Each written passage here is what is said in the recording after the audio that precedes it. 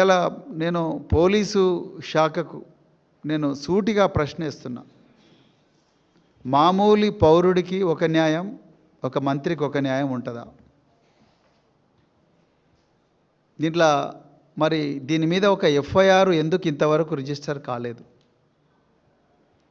FIR register అయ్యి మరి ఆ నిందితుల పేర్లు ఎందుకు పెట్టలేదు?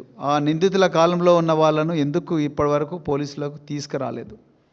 కేవలం ఒక ట్వీట్ చేసినందుకే మన్నెం క్రిషాంక్ మీద దాదాపు 10 కేసులు పెట్టిండ్రు.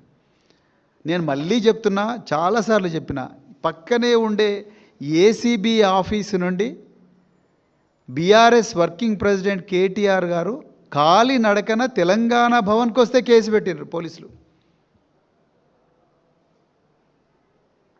ఈ రాష్ట్రం అప్పుల పాలైంది, దొంగల పాలైంది అని ట్వీట్ చేసినందుకు కేసు పెట్టిండ్రు. ఉస్మానియా యూనివర్సిటీలో ప్రిన్సిపల్ యొక్క మెమోను, ఒరిజినల్ ఆయన ఇచ్చిన మెమోను ట్వీట్ చేస్తే దాని మీద కూడా కేసులు పెట్టిండ్రు. నల్ల బాలు అనే ఒక బీఆర్ఎస్ పార్టీ కార్యకర్త, ఆయన ఈ రాష్ట్రంలో రేవంత్ రెడ్డి గారు ఇచ్చిన 6 హామీలు ఏవి అమలు కావడం లేదు అని అంటే, ఆయన తల్లి పక్కన కూర్చొని అన్నం తింటుంటే సైబర్ సెక్యూరిటీ బ్యూరో పోలీసులు పోయి ఆ అన్నం తినే ప్లేటును కాలితో తన్ని, తల్లి ఏడుస్తుండగా తల్లిని పక్కకు తోసేసి గల్లబట్టుకొని గుంజుకొని పోయి ఆయనను రామగుండం పోలీస్ స్టేషన్లో అప్పజెప్పి అక్కడి నుండి 16 రోజులు కరీంనగర్ జైల్లో పెట్టిండ్రు నల్లబాలును. గౌతమ్ పోతగోని అనే ఒక సోషల్ మీడియా యాక్టివిస్టు రైతు రుణమాఫీ కాలేదు అని చెప్పి ఆయన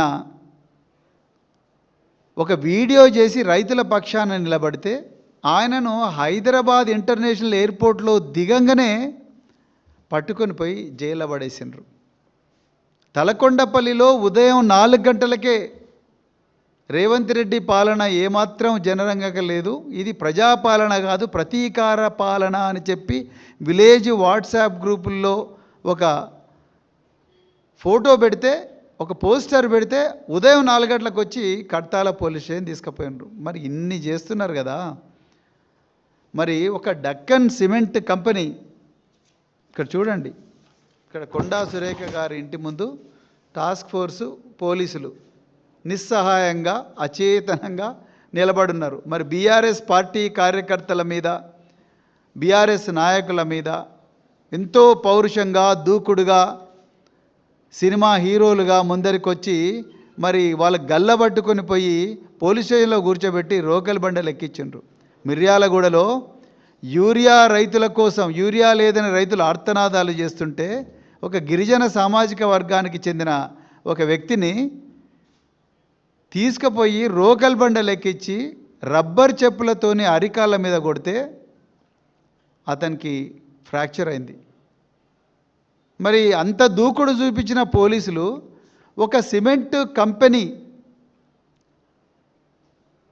ఆ కంపెనీ యజమానిని రోహిన్ రెడ్డి అని ఒక సీనియర్ కాంగ్రెస్ నాయకుడు, రేవంత్ రెడ్డి రైట్ హ్యాండ్ అంటే ఈయన హైదరాబాద్ గెస్ట్ హౌస్లో తీసుకొచ్చి ఆ సుమంత్ అనే వ్యక్తి ఇతని మీద ఒక రివాల్వర్ పెట్టి ఇతన్ని ఇచ్చేస్తే ఇంతవరకు ఎఫ్ఐఆర్ కాలేదు. టాస్క్ ఫోర్స్ పోలీసు వాళ్ళు నిందితుడు ఆ మంత్రి గారి నివాసంలో ఉన్నా అని చెప్పి తెలిసినా కూడా ఆయన పట్టుకోలేని పరిస్థితి. ఇంతకన్నా ఘోరమైన శాంతి భద్రతల పరిస్థితి ఏముంటుంది దేశంలో? ఒకసారి ఆలోచించాలి.